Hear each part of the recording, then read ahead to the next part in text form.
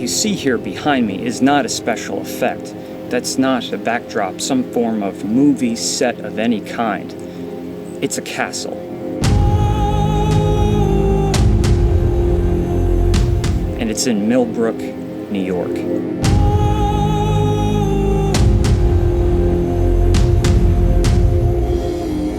The structure is known as Wing's Castle. Construction began in 1969 by the Wing family, and it was literally built stone by stone, brick by brick, a project that was never supposed to be completed, but has taken over 60 years to construct. It is expanded north, east, south, and west, but also upwards and downwards.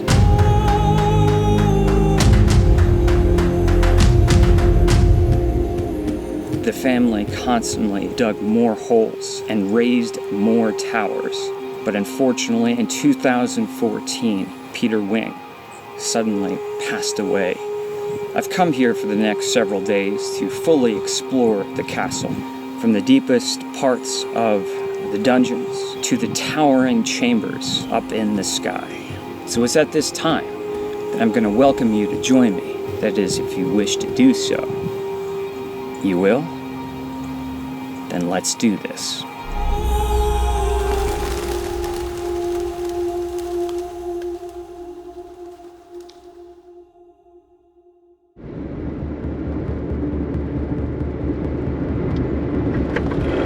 This is the turn up here. Did I pass it?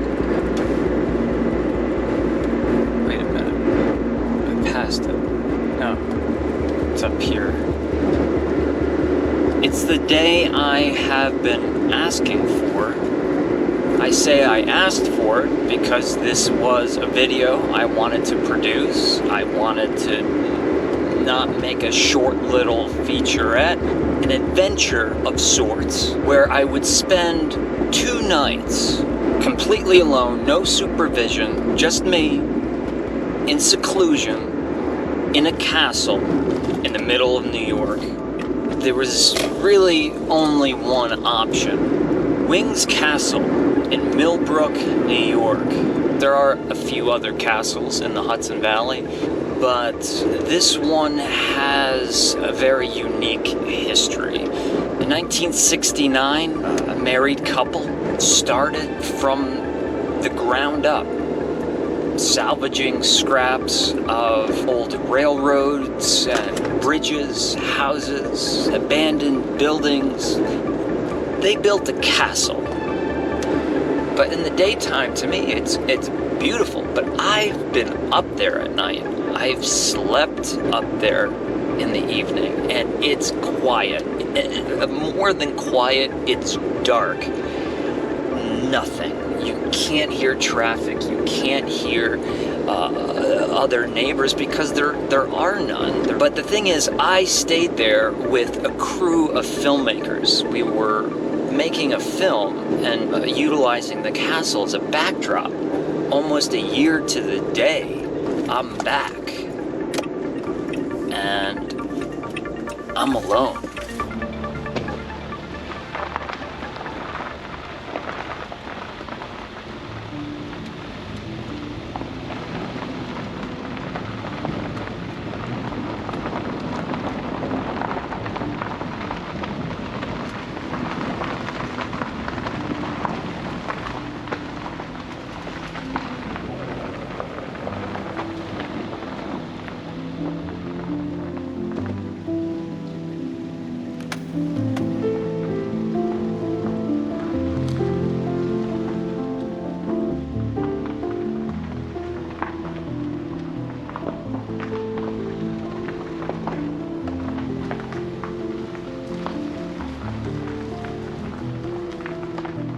Alright, so I just spoke with the son of the owner of the castle, and his mom is getting the cottage where I'll be staying all set up.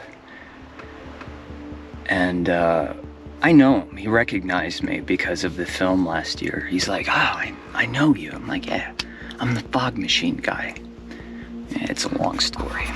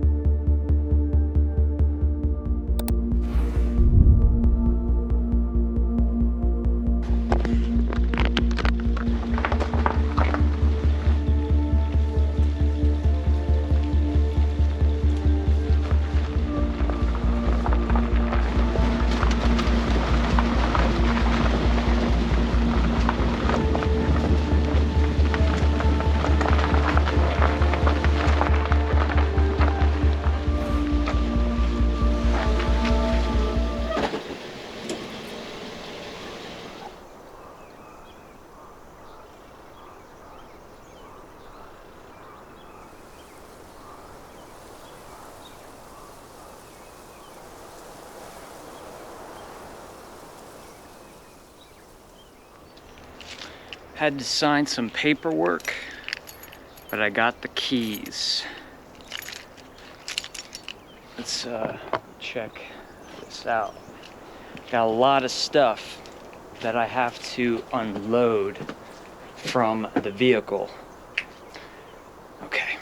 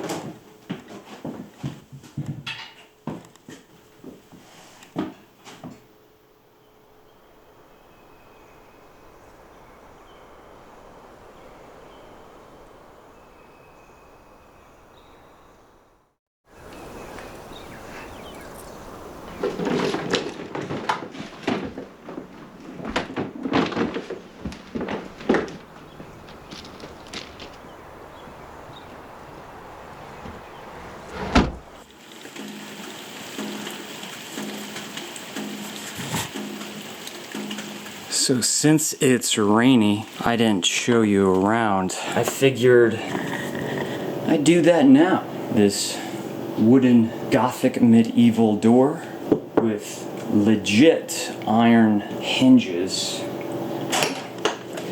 and a knocker on the outside and what looks like a peephole. It is a peephole. It's like Kramer from Seinfeld. It's a peephole that looks inwards. First thing that's great is this little stained glass window. But this is great because you can sit here and look out the window if it wasn't so rainy and gloomy. But that's a nice little added touch. The kitchen, that looks surprisingly a lot like Monica Geller's kitchen from Friends. I got a little thank you card for the owner, place to have breakfast, and they even stocked the refrigerator. Blueberry strudel, some poppy seed bagels, some cream cheese butter, yogurts, fruit juice and fruit, fresh eggs from the local market, coffee grinder, old coffee grinder, ooh. It's a burr grinder, you dump the beans in here, grind away, fills up this mason jar, and you just pull out the jar of coffee. The main sitting room, living room, family room, entertainment room, that wood stove, oh boy. And look at the beams. I mean, this place truly was built piece by piece, brick by brick. Would love to see the foundation of this house, but this thing is, it's stuck together the good old-fashioned way. And yeah, because these aren't props. And up here we have a rosebud sled, more pickling jars, a wine barrel, candelabras, all of these ceramics, a Native American statue, which the owner sculpted, I'm guessing years ago, and he sculpted this one over here, which is gargantuan. There's not a lot of light in here. I take that back. Look at this guy. Still not a lot of light. He made it as a young boy. He was born in 1947, and he made the paper. And down here,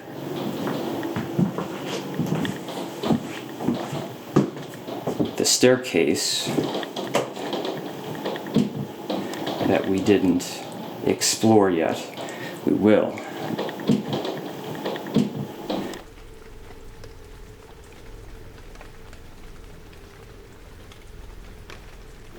Yes, so eerie things.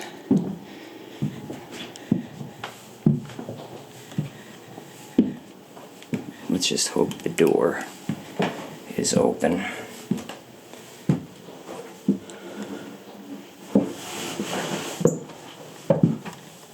Oh, I don't want to trip.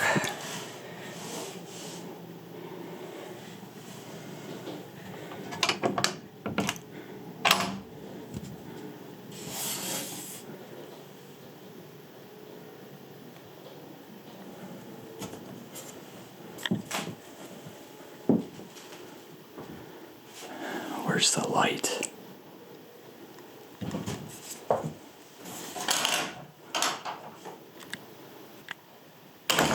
Whoa. This thing closes on its own. How bad would that be if I got locked in? Whoa. It's a reflection of myself. Light bulb doesn't work.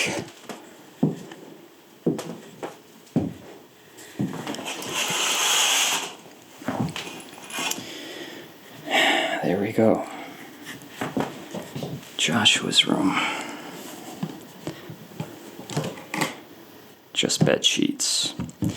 Just bed sheets.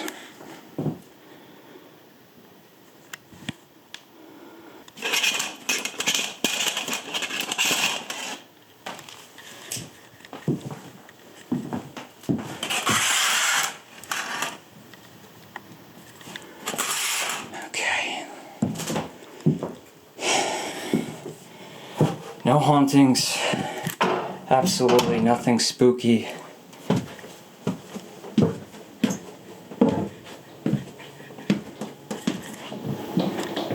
This room used to be sleeping quarters. It had bunk beds. It was quite dark and dreary. But look what they did. They put in this sunroof or window above us.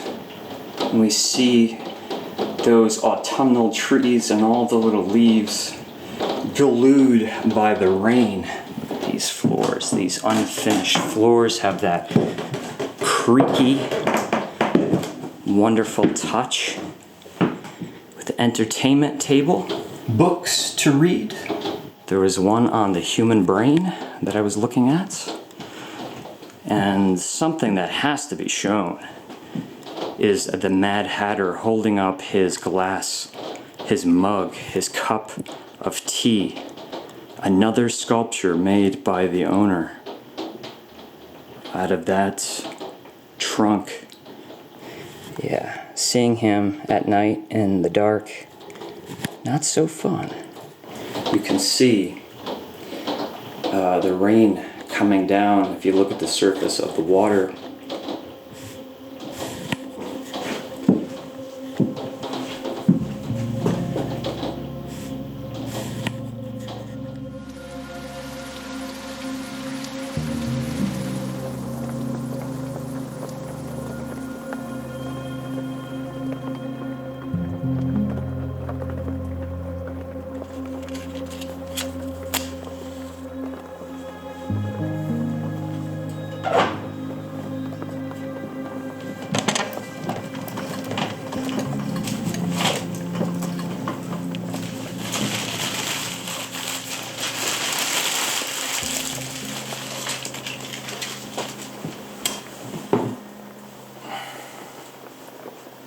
Alright, so what's the plan?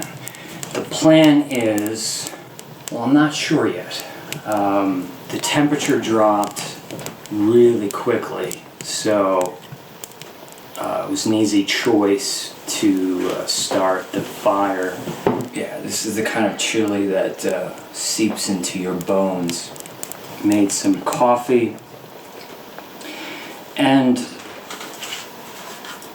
from previous experiences doing these sorts of things, staying in a creepy place alone, when I stayed at the Lizzie Borden bed and breakfast, completely alone, no supervision, there were a lot of strange things that happened that night.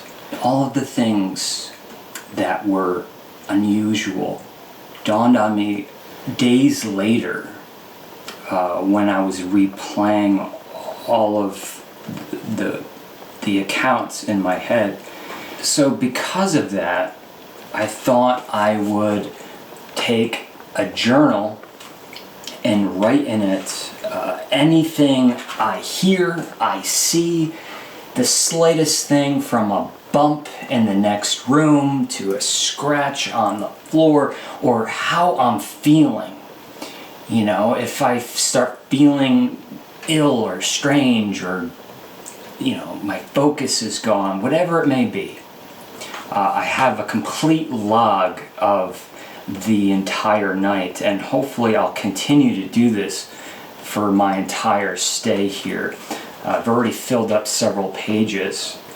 I might as well share some things that have happened since the hours I've been here in this house.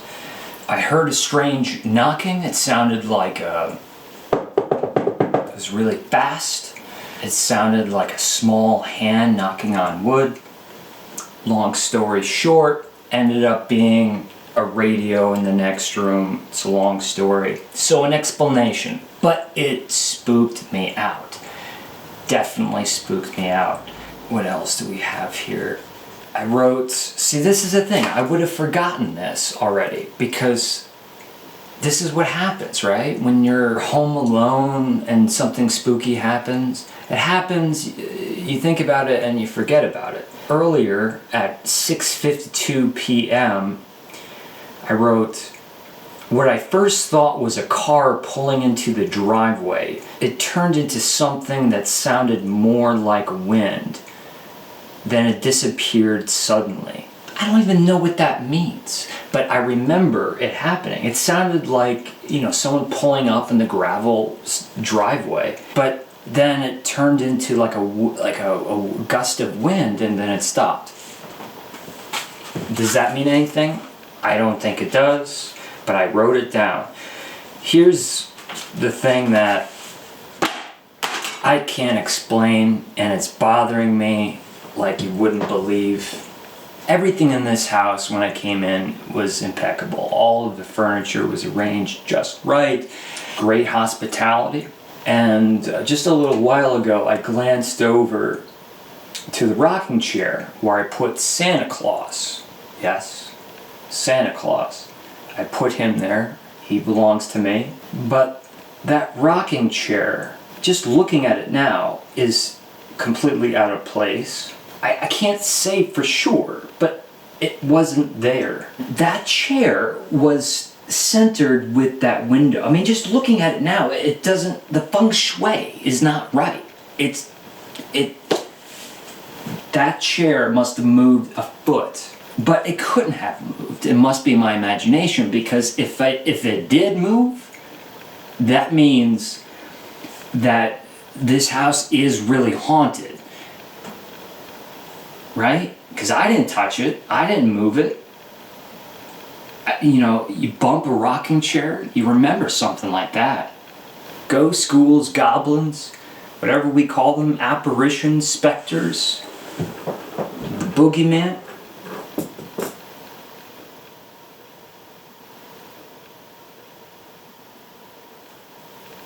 I hope that camera just caught that. Hopefully I bumped that pen and I didn't notice it. Whatever we call them, apparitions, specters,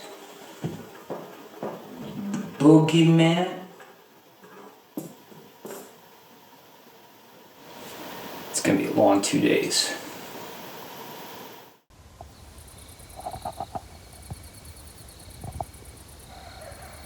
Hear the coyotes? They're across the pond. Other than that, it's incredibly quiet for being outside by an enormous pond/swamp. Here we are. We're at Wing's Castle in Millbrook, New York. But we're not at the castle. As you guys already know, I'm staying here. If I can find it, there it is. It's a little German fairy tale looking cottage. Let's head inside. One of the things the crew from my brother's film talked about all the time, a bunch of them stayed in this house while we filmed at the castle, is that this door knocker, which is a key, would just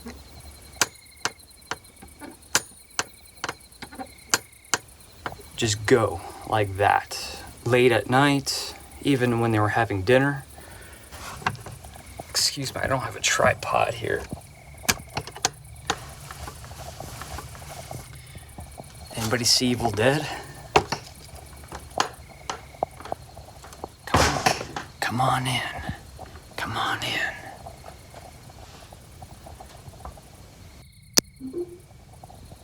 What was that?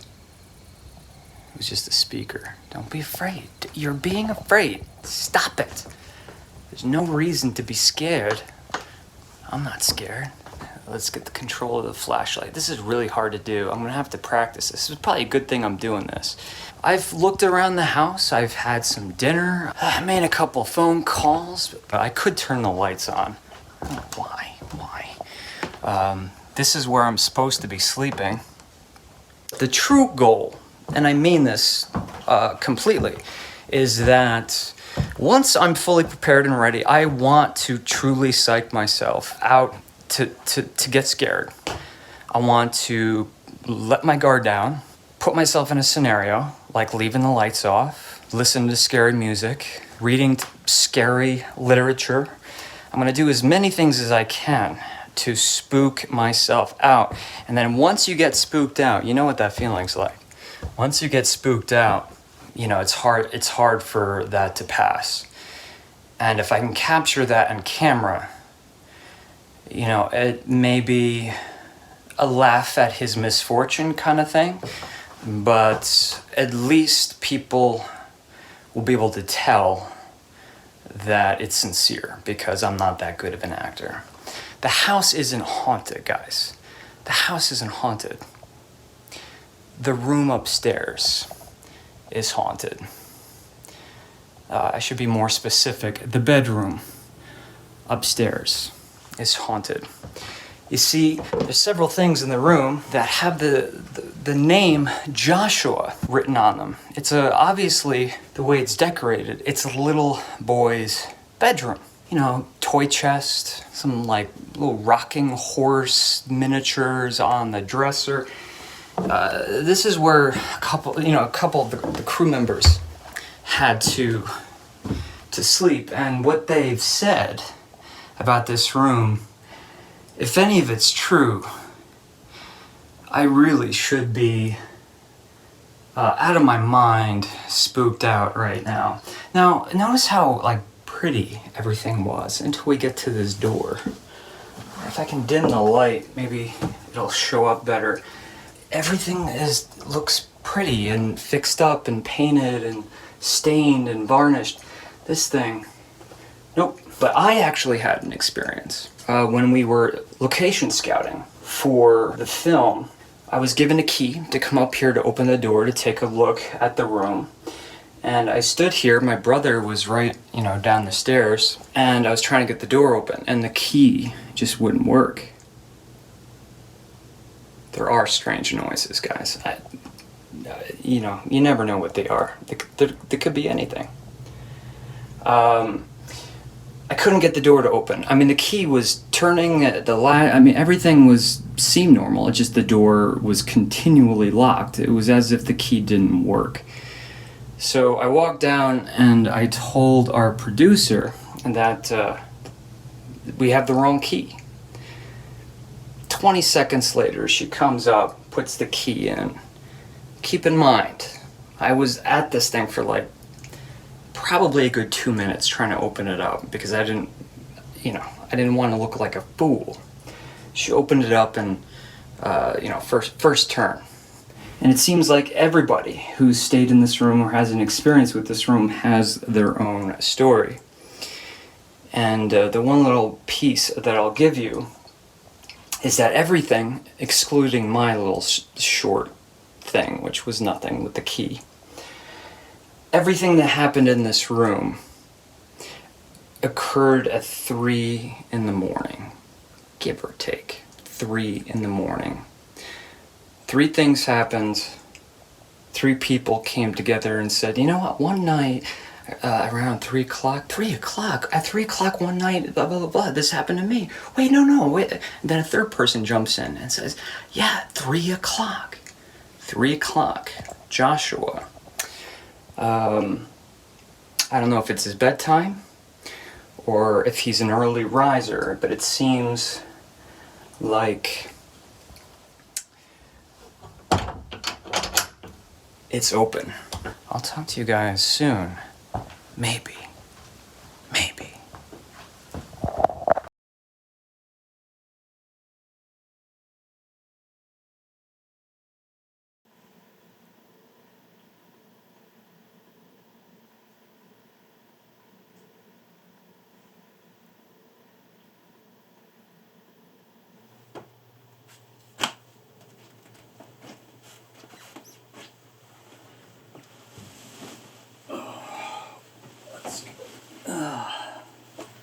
What's happening here? What's happening? I don't know. What has to happen to a man in the course of his life to lead him to do what I'm doing? Purposely setting out to put himself in harm's way of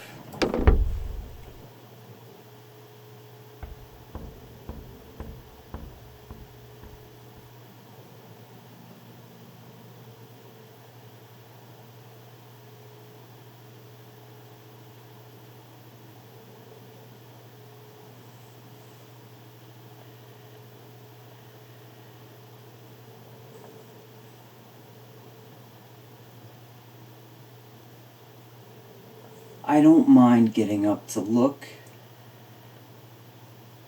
I just don't want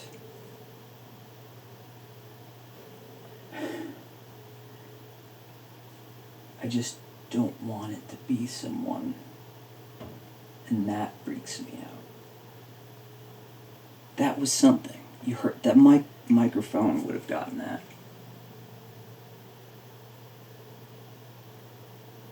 Was that paranormal activity? Or was that a creature of the forest? A woodland creature nibbling at the ivy? If there's ghosts here or an evil presence and they want to make themselves known, and if I get it on camera, great. Seriously, I will take it at this point. Bring it on.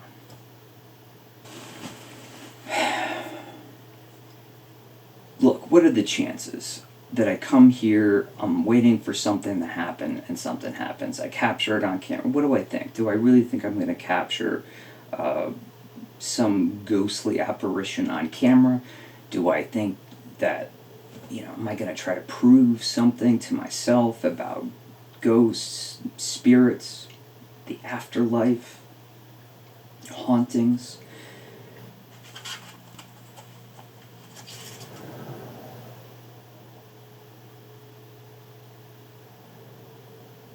I just can't stay in bed because I will fall asleep.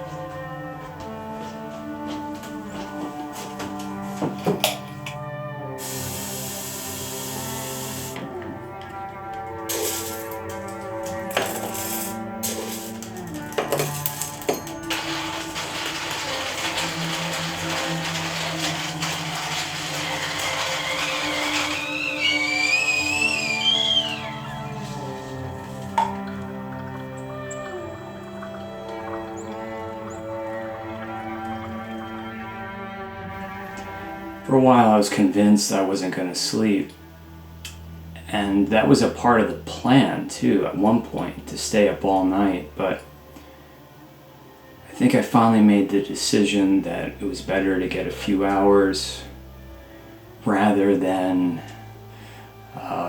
be miserable and tired and not alert all day today.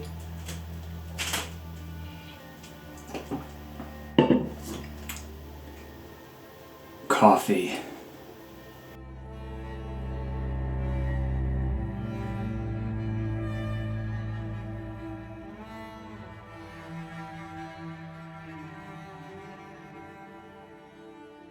So as I said, nothing spooky, completely out of the norm, nothing that wouldn't happen to anyone if they were home alone and listening for something that could or couldn't be ghosts. I really had a good time. I enjoyed myself. And instead of just having another restful, peaceful day here, we have to adapt. If this place is not going to be spooky, if this place is not going to be haunted, well, we certainly need to change things up. So I'm not going to be staying here in the cottage tonight. No. We're going to be staying in the castle itself. Alone. And we're going to sleep in the dungeon. Alone. So I'm going to finish packing up my things and continue on with a completely different plan for this day. Let's go. Woo, it's cold.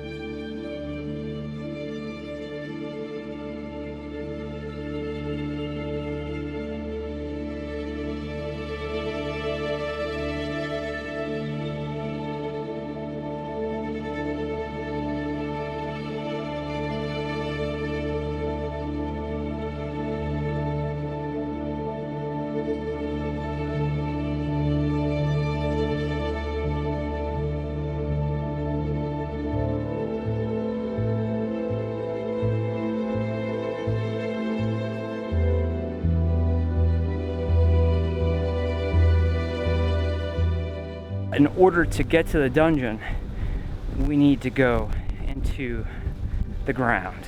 We need to go into the bowels of the earth.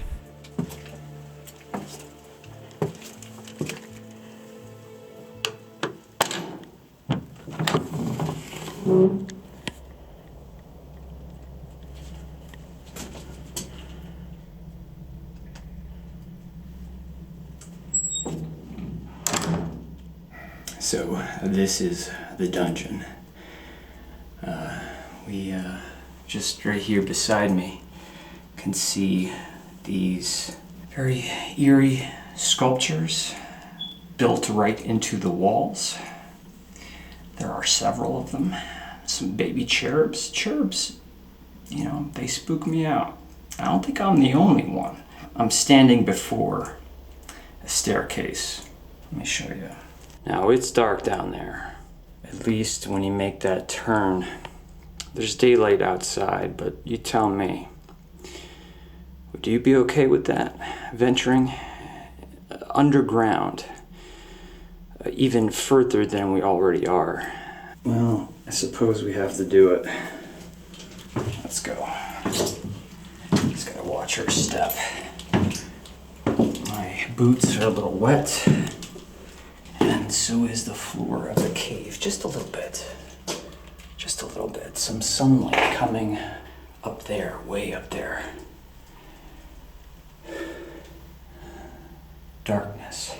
The walls are lined with medieval torture devices. We have axes, chains, handcuffs, but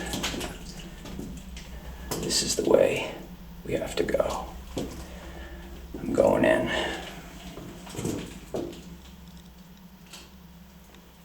Do you want to come? Yeah, come on. Most likely you can't see a thing, but neither can I. However, down the hallway here, there's another window, and the tunnel makes a turn. Here we go. Stained glass window. And chains, more chains. There's a good amount of cobwebs as well. If you can see the ceiling and the walls, there's archways and pillars. Everything is stone and cement. I'm whispering and I feel like the volume of my voice is like turned up to 11. Check out this door. Let's go in.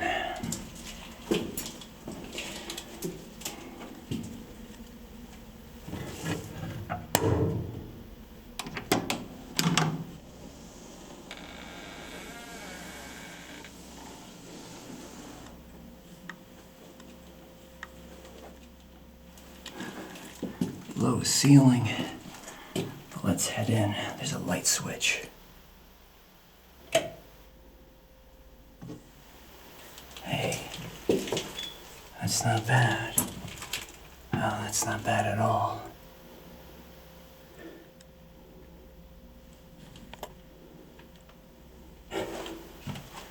Wait a minute.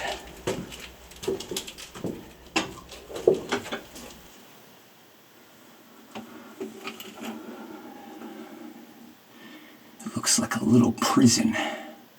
It's actually quite charming, but I don't know what you do with this.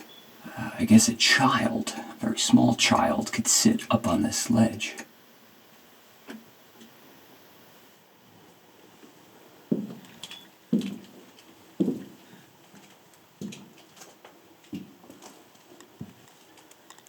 More cherubs. Hardwood chairs. Looks like something that probably was once in a church. More hitching posts. And if I want to have some wine tonight, I get to drink them out of these goblets. I feel like I'd be drinking the blood of some dragon.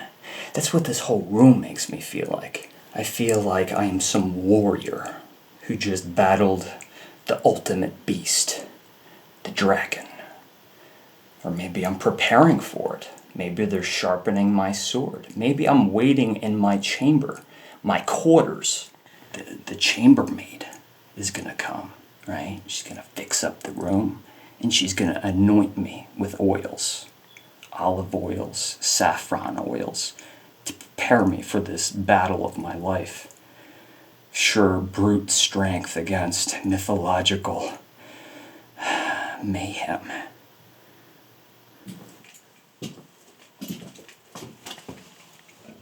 Place to make coffee, a telephone, and a radio.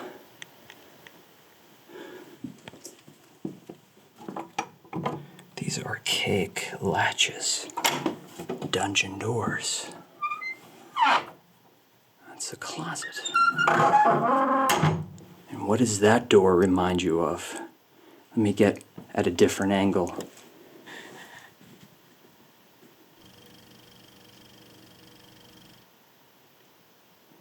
Let's check out this bathroom. Ooh. This is what medieval royalty must feel like. Look at this spout. That's good pressure. a mythological fish. I don't know if those are wings or fins, but check this out. And now it's plugged. So I could use this sink as a basin to wash my face, to throw water up in my my face. And the shower. Come with me. Come with me to the shower. Look how big. It's so big. We can get 3 people in here. Easily 3 people. Not that you would want to do that, but there's a light, so it won't be completely dark. And you have privacy. And what's funny is that there's a shower curtain, and yet the stone on the floor in here and out there are essentially the same exact thing. They should just put a drain out there and just let the water fly. Just let it splash and fly all over the place. Alright. Not a bad room. Not a bad room at all. This is actually, in all honesty, really something else. I think I might enjoy my stay here too. Let me bring my bags in. Through the dungeon, of course. Of course.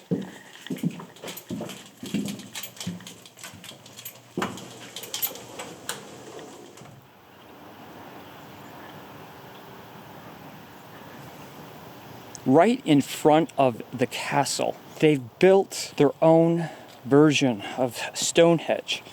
These gargantuan rocks that are embedded in the ground, some of them standing almost 8 feet tall.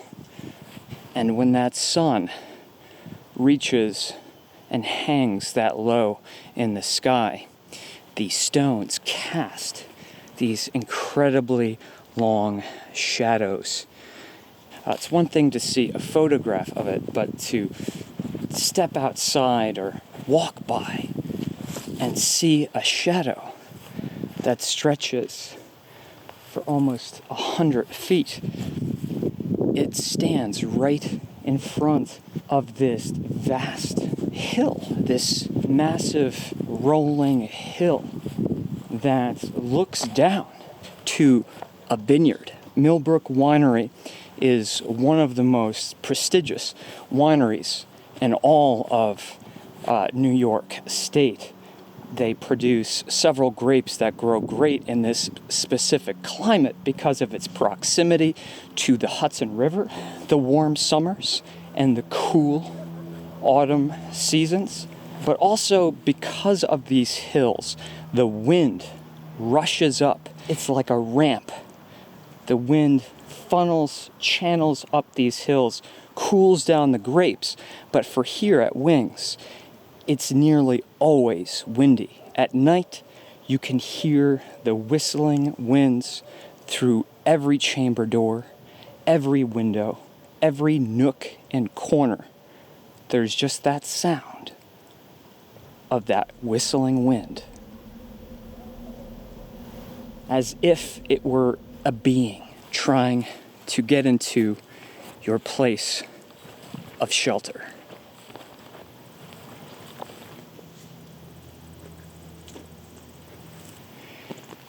You know, one of the easy things to miss when you're here on the property is this little nook. And you can see why. It's covered in vines and branches, boulders, a stone wall. It just happens to be in a peculiar spot. But once you see it, you can't help but ask yourself or wonder, what is it for?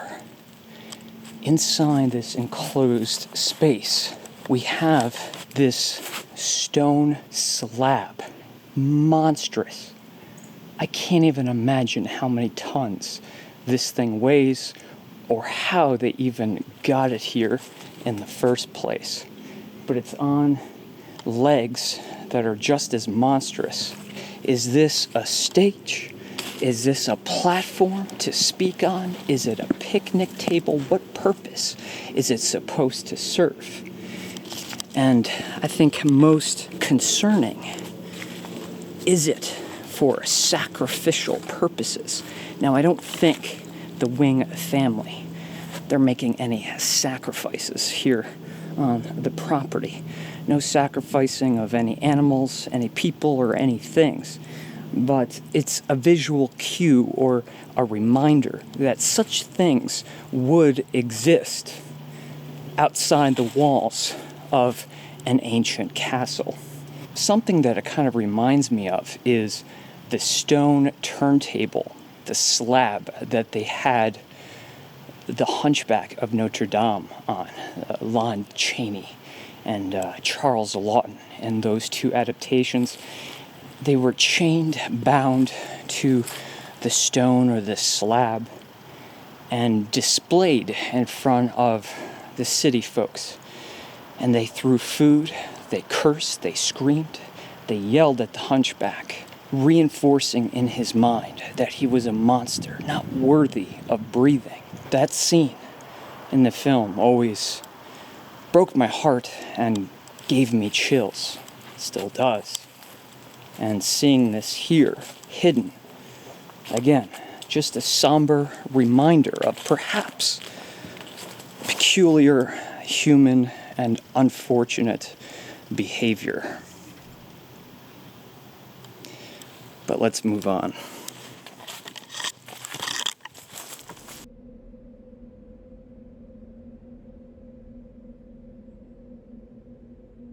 So I suppose the best place to start is in the front of the castle. But there's many different places to enter. Corridors, staircases, wooden dungeon doors, and metal gates. But I think we're gonna hang right and take this winding staircase and see all there is to see. You're not nervous, are you? That wind doesn't spook you out just a little bit? So certainly not a spiral staircase, but a very wavy one. This is definitely something you would not want to fall or stumble down. It's really made, crafted out of chunks of rock that have been broken apart with dynamite and other explosive materials. It's lined with this iron rail, these little added touches, chains, hooks, but certainly something to be very careful when you're walking up. This wind is against us. It's wreaking havoc on my face. My lips are actually quite numb.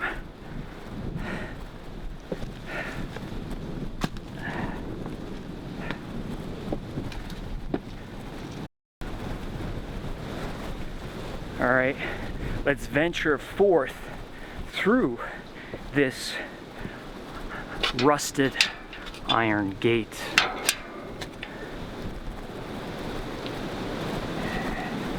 Whew. And here the stone is definitely insulating the wind a bit.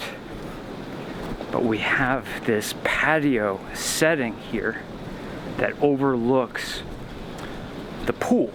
Yes, there's a pool in this castle, and it's a whole lot bigger than it looks. This is only a portion of it, but this is a part of the castle that feels like we're in, parts of ruins. You can see how the effect of how it was built, it looks unfinished or broken apart. These pillars here looks as if there was an archway here at one point that attached itself all to one piece, but it was purposely left this way to give you that feeling that ambushed, or perhaps just time and natural erosion and weathering broke it to pieces. This little nook is definitely a place where you might decide to grab a book and look out into the vast land. Let's go inside and take a look at this swimming pool.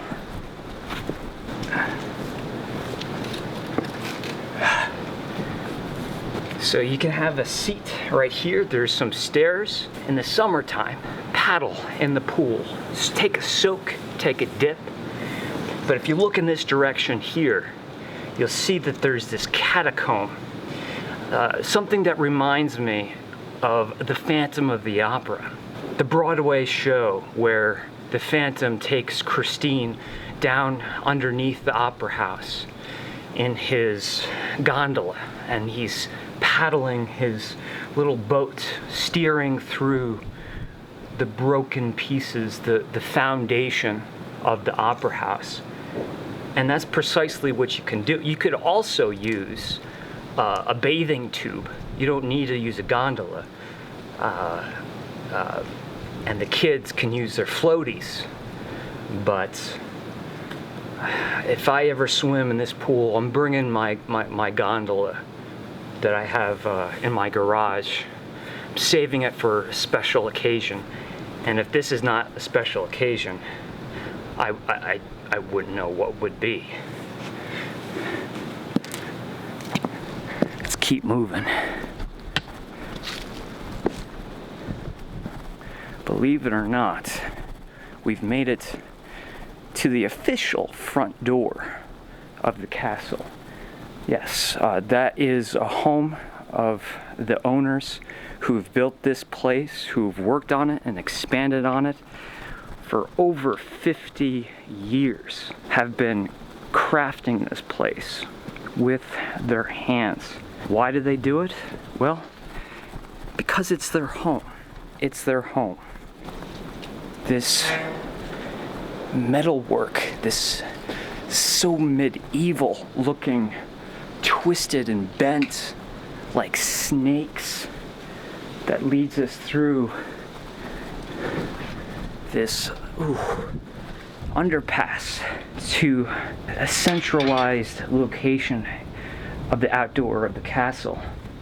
Right here we can see a window that is in the main hallway inside the castle. Inside that hallway there is knights in armor, you know, statues. There's no people inside the armor, but there's also things of the macabre. There are skeletons, there are chains, there are cobwebs, probably both real and fake. And the most interesting thing by far, the bathroom. There is a witch's cauldron that is a functioning bathtub. I mean, this is something 3 people probably could get into. And there's a face, a stone face with a spout that fills it up with water. And the window has such an incredible view. The window down this way, you can see, is right up there. And it looks out to this, you know, like I said, this central part of the castle. And you can see all of this while you're having a bath. This is the main place to lounge at the castle, at least outdoors. It's where the pool also continues. That was the catacomb from the side we just saw from the front.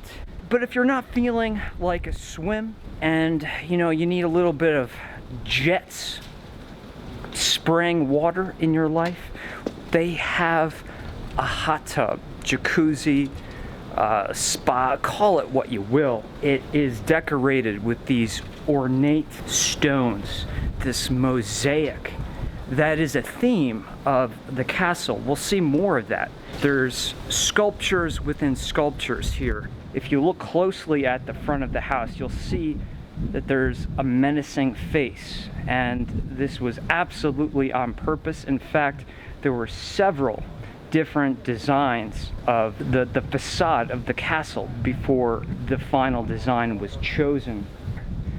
You know, to me, this looks like a little bit of Disney as far as inspiration. I mean, this tower here reminds me of, say, Rapunzel, Snow White, Maleficent, or Sleeping Beauty, of course. But as we move over here, we see this woodwork, which reminds me much more of something like Game of Thrones. Imagine having that view up there in the morning, way up there. You know, it's just so big, so massive, gargantuan, that it's nearly impossible to frame the castle in a wide shot, because there's just so many angles and there's so much depth. Essentially completely separate structure of the castle. This is called the Annex. You can see the aesthetics of the front, a little bit more of this fairy tale, Brothers Grimm, Hansel and Gretel feel to it. You just take a close look at everything.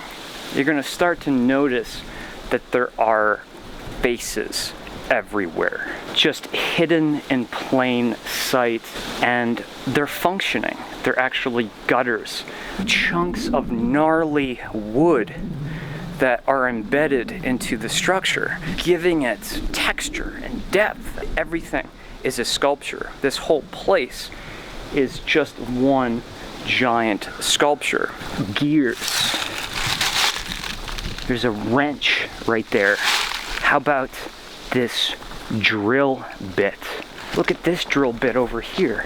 What do you drill with that? And here's a top of a fence. Looks just so organic, right? And nothing about it seems out of the ordinary, but there's nothing symmetrical about this fence. It truly is a beautiful piece of artwork. And I love the detailing on this side of the building. I mean, the whole building is gorgeous, but you can see the exposed stone under what is supposed to be, you know, stucco. It feels probably the most like a movie set. But the thing is, it's not a set. Everything is real. It's cement and stone and real salvaged wood. So let's go through this underpass and I'll show you a bit more. The temple. Dome top, dungeon, medieval looking door, stained glass window, complete cylinder built out of stone. Whew. The acoustics in this room are a bit spooky. The first thing that catches your eye when you walk into the temple, and how could it not, is the fireplace. Yes, this sculpture in stone, plaster in this sculpture right in the belly region. We have a fireplace, and this thing goes blazing. And what can I truly say about the mosaic stained glass windows? If you'd like, you can have a seat, because there are two seats that rest into these mosaic alcoves. There's more rock than negative space in areas of this castle, but we have more to see. So let's exit the temple and enter some darker territories.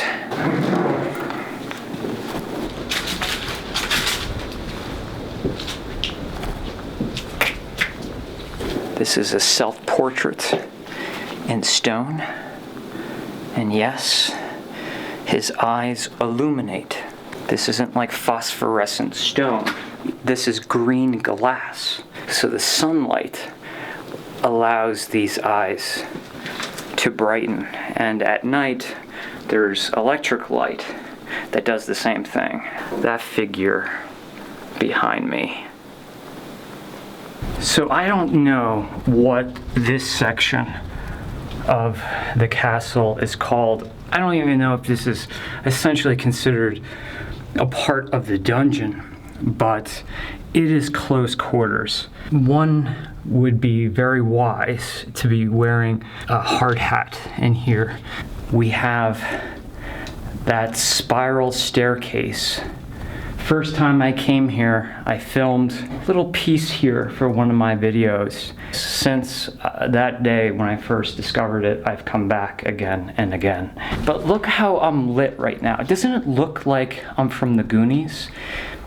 I can't help but think that when this castle was built, lighting was very much considered, because if we just turned on a bunch of light bulbs in here, you know, that would take away some of the magic. But even though we're completely surrounded by stone everywhere, this is a very bright room. I don't even need to turn up the exposure in here because of all of the natural light that makes it in here. And not only does it make it in here, but it lights it in such a way that creates theatrics, some drama. It's very dramatic lighting. This window looks out to the centralized area of the castle, the pool that we saw before.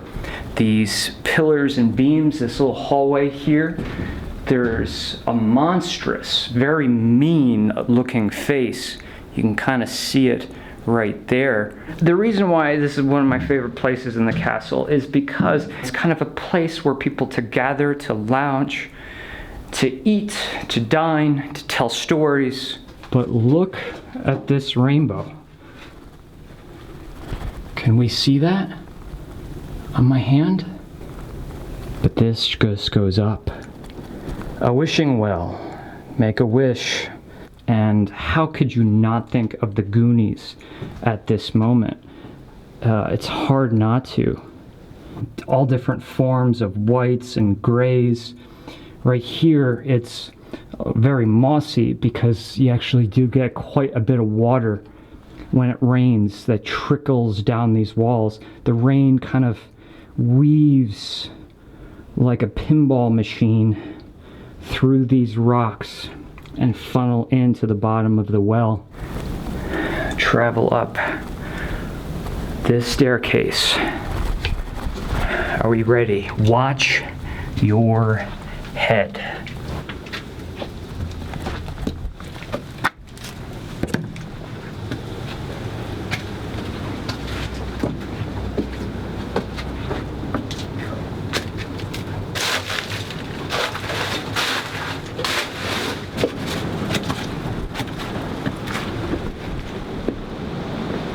Oh boy. We've made it. Well, the view is nothing short of breathtaking. Is it not?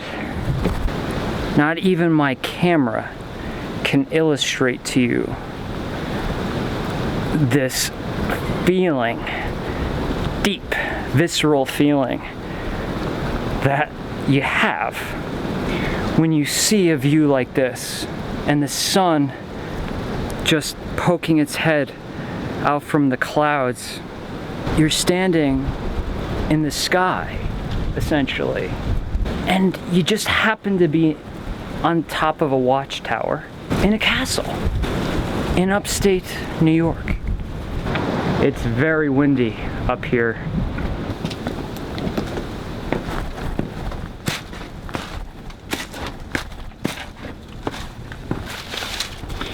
And very interesting piece out here. Part of the sea creature that wraps around the castle. And it's got these big nostrils and even bigger mouth. Again, all functioning here. The mouth is a gutter for this level of the castle up here. If we go up these steps, the castle's built so that the water can channel down and hit these series of gutters, and that is the sea creature's mouth.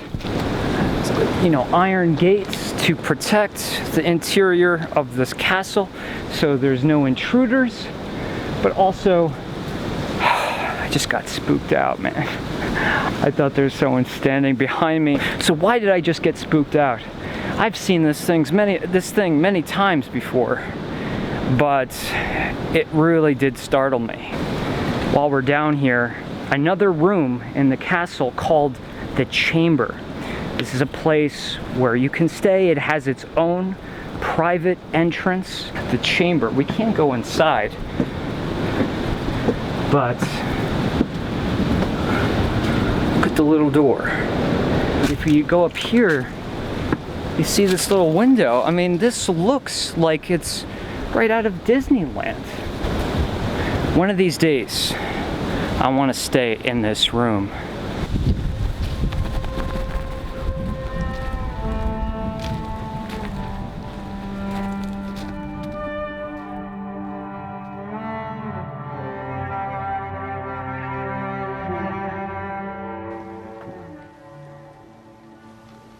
How do I look? Good? Alright, I'm heading outside. It is almost 9:30, and I thought I would go explore in the dark, and instead of bringing any kind of camera lights or anything like that, I just have my trusty flashlight. So let's do this out of the dungeon in to the night. What are we gonna look for? What are we gonna do? Well, I guess we're just gonna have to go out and see what happens.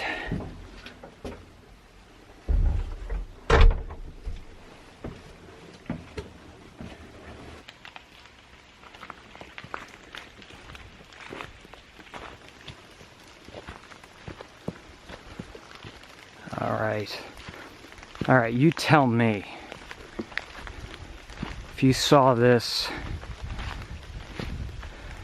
by yourself,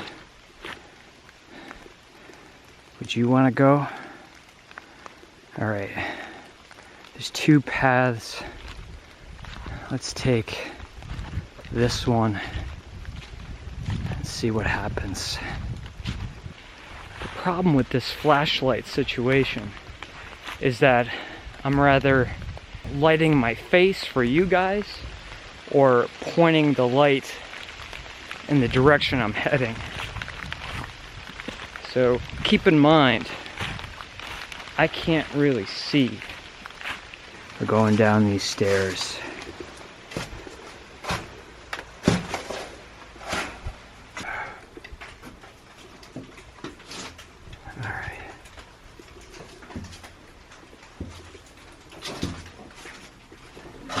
Careful, we don't trip here.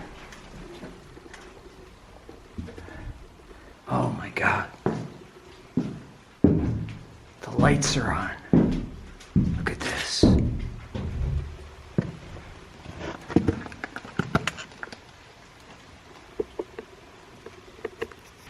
The lighting that they have going on here at night really enhances this whole experience.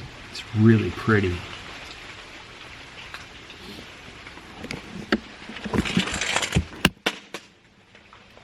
I just dropped my flashlight. It just fell about 10 feet outside of this window. It didn't break. That's a testament to my flashlight. The question is, how on earth am I gonna get that? I have to climb out of this window because I honestly don't know how to get down there. In fact, I don't think I can. It's locked. This whole pool area is locked. I don't even know. Can you see me? Oh, it's wet. It's wet. Oh, these jeans are toast. They're gonna be thrown in the garbage. I can't jump. That would just be dumb. I have to climb. I'm gonna put you down.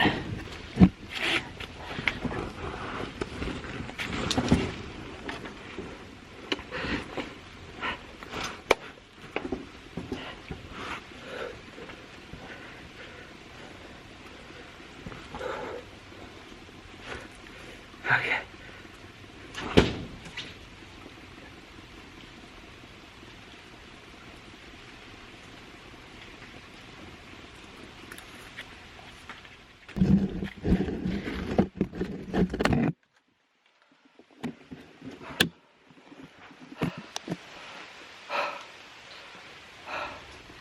And of all things I hurt, it was my pinky finger. I jammed it. Alright, let's keep moving.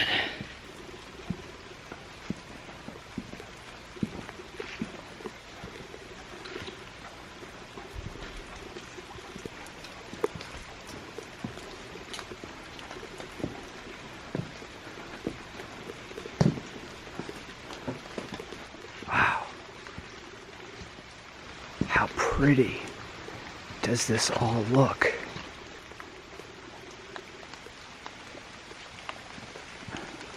The Watchtower is going to be the highest point of the entire castle. But in order to get there, we need to walk through a lot of darkness. A lot of people have said they've experienced some very haunting, creepy things here. I haven't experienced anything like that. Thank goodness. Alright, a lot of darkness, folks. A lot. Whoa. Let's try this. The rain is definitely picking up.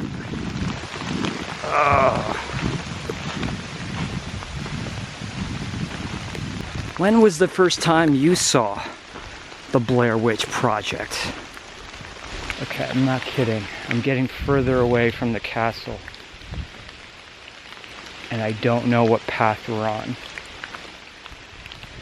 I want some excitement, but I definitely don't want to get lost. Alright. I'll lead the way. We're gonna climb this Watchtower. We're gonna go all the way up to the top and see what it looks like up there. Let's see if anything spooky is happening. Remember the opening title sequence for Tales from the Crypt, HBO? That's definitely what this feels like. Oh, just be careful. Don't fall. We made it. Almost. Oh, this is incredible. You obviously can't see any of the landscape, but the lights on the castle look beautiful. So I'm just gonna sit here for a while, soak it all in, soak in a little bit of this rain as well. It's very peaceful. I don't have the heebie-jeebies. At least not yet, you know what I mean? Like, something's gonna come out of the woods. I'm not seeing any figures in the shadows. None of that stuff. So, coming into this video, you know, the whole idea was to see how scary it was gonna be and how worked up I could get myself, and what would happen, what would I see, would I potentially get anything on camera, even if I didn't get any ghosts or apparitions or anything like that, would I get myself horrified on camera? And really, this whole time, it's been a very surprisingly peaceful, relaxing. I don't think I've truly have been this at ease in a long time. And that's saying a lot, since I thought this was going to be one of the most terrifying challenges that I've ever undertaken. Even though I'm soaking wet, my pinky hurts, bashed my knee a couple times, I'm kind of enjoying this. I am definitely enjoying this. Alright, let's go explore.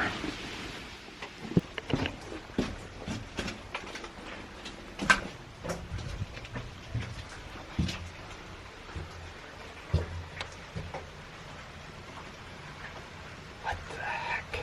That's a face. That's a chest.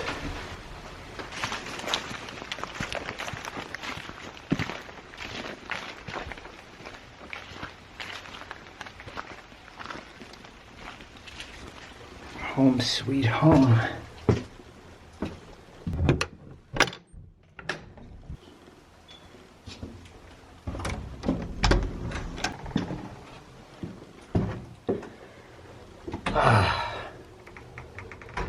My dungeon. Just the way I left it.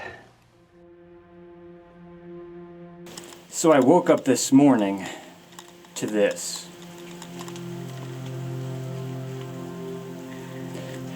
It's so white that you can hardly even make out the details. And I'm up on the Watchtower getting a look at this, and I can see a little bit of the very, very, very near horizon. Everything else is white. On the eve of Halloween, out of all things. How could I not fall in love with this entire experience, being here at the castle? It's been a dream. Not only has there been nothing spooky, but I haven't felt more rested, more clear-headed, more motivated, more inspired to go back into the real world and get back to work. This was not the video I intended to make. Maybe it's not the video you intended to watch. I'm grateful to be here and to be alive and to be breathing.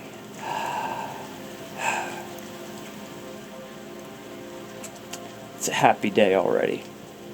It's a happy day.